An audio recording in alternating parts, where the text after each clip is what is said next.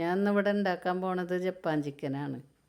അതിലേക്ക് ആവശ്യമുള്ള സാധനങ്ങൾ 3 ടീസ്പൂൺ മൈദ, 3 ടീസ്പൂൺ കോൺഫ്ലവർ പൊടി, 2 ടീസ്പൂൺ കുരുമുളക് പൊടി, ആവശ്യത്തിനുള്ള ഉപ്പും ചേർത്ത് നല്ലപോലെ കുഴച്ച് വെക്കുക. 10 മിനിറ്റ് നേരം റെസ്റ്റ് ചെയ്യാൻ വെക്കുക. അത് കഴിഞ്ഞതിന് ശേഷം ഓയിൽ അടുപ്പത്ത് വെച്ചിട്ട് പൊരിച്ചെടുക്കുക. പൊരിച്ചെടുത്തതിന് ശേഷം 1 ടീസ്പൂൺ ബട്ടർ ഒഴിച്ചിട്ട് 4 അല്ലി വെളുത്തുള്ളി, 3 പച്ചമുളക് ഇട്ട് നല്ല ചെറുതായി വഴറ്റിയെടുക്കുക. അതിന് ശേഷം 2 കപ്പ് പാൽ തിളപ്പിച്ചൊഴിക്കുക. 50 ഗ്രാം അണ്ടിപ്പരിപ്പ് അരച്ചൊഴിക്കുക.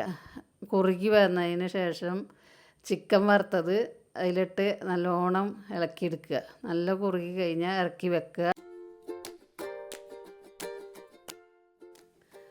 അങ്ങനെ ജപ്പാൻ ചിക്കൻ ഇവിടെ റെഡിയാണ്. എല്ലാവരും ഒന്ന് വീട്ടിലുണ്ടാക്കി നോക്കുക.